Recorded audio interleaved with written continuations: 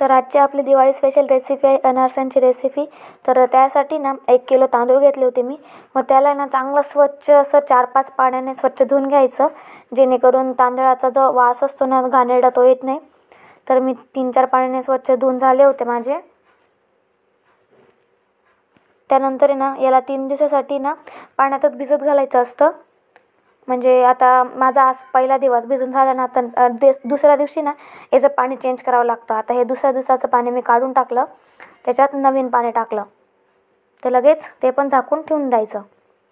लगेच हा तिसरा दिवसाचं पाणी काढायचं, तेही चेंज करून द्यायचं, त्याच्यात दुसरं नवीन पाणी टाकायचं।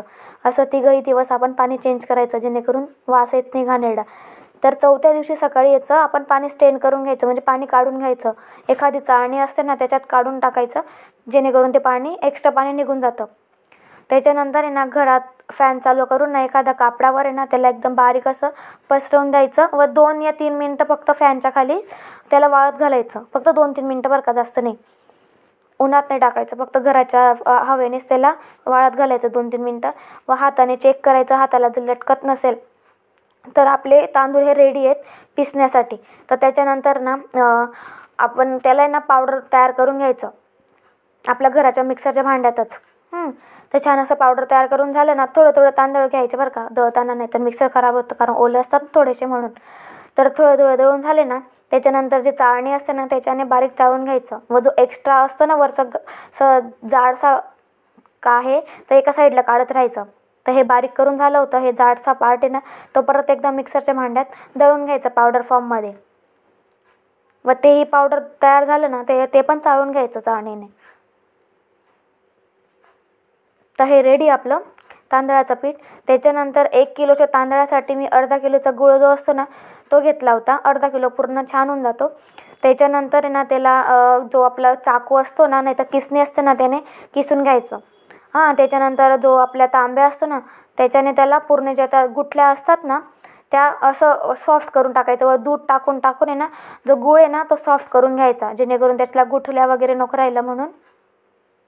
बघू शकता असं करून टाकायचं गुळला।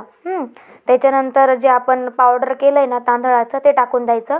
व हाताने ना गूळ व तांदूळ सगळं छान प्रकारे मिक्स होईल असं मसळून घ्यायचं हाताने, दोघं हाताने मसळून घ्यायचं। सगळा गूळ सगळे तांदळात घुसायला पाहिजे ने। मिक्स करून झालं ना तर अशा प्रकारे तयार होतं। त्याच्यात थोडं दूध टाकून त्याला मिक्स करायचं, थोडं दूध टाकायचं बरं, अचानक जास्त नाही टाकायचं। आपल्याला सॉफ्ट वगैरे डो नाही तयार करायचं आहे, फक्त असं की जेणेकरून आपला लाडू बांधला जायला पाहिजे ना, असं पीठ तयार करायचं आहे। तर हे माझं पीठ रेडी होतं म्हणून मी मोठे लाडू बांधून घेतले। जास्त फिनिशिंग काही द्यायची नाही लाडूला, फक्त लाडू बांधून घ्यायचे। तर मोठे लाडू मी बांधून घेतले होते। फॅमिली मेंबरची जर हेल्प घ्यायची असेल तर हेल्प घेऊ शकता।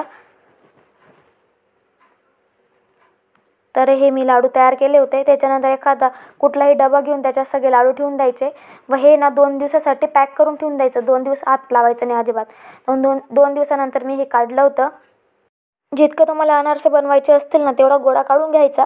त्याच्यानंतर त्याला मोकळं करून टाकायचं, ते खूप कोरडं असतं, त्याच्याने ना अनारसेंचा आकार होत नाही। म्हणून ना थोडं दूध टाकून आहे ना सॉफ्टचा पीठ तयार करावं लागतं। जसं आपण कणिक मळतो ना चपातीसाठी तसं असतं ना, तशा टाईपचंच पीठ मळून घ्यायचं असतं बरं का। त्याच्यानंतर थोडं दूध टाकून, जास्त पातळ नाही करायचं, एकदम नॉर्मल दूध टाकायचं।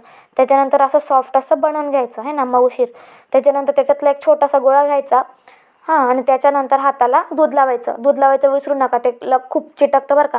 जर तुम्ही अनारसांचा आकार दिला आणि दूध नाही लावलं तर ते चिटकून राहतं, हाताला निघत नाही, ते तुटतं। त्याच्यानंतर ते असं छोटंसं चपातीचा आकार तयार केला ना जसं पोळीचा, त्यानंतर वरतून आहे ना खसखस लावायची व गरम तेलामध्ये टाकून द्यायचं व अनारसांच्या वरती तेल टाकायचं आणि लगेच ते परतवून द्यायचं रेड झाल्यानंतर, जेणेकरून आहे ना त्याच्यावर तेल टाकल्यानं छान असं फुलून येतं ते खूप छान।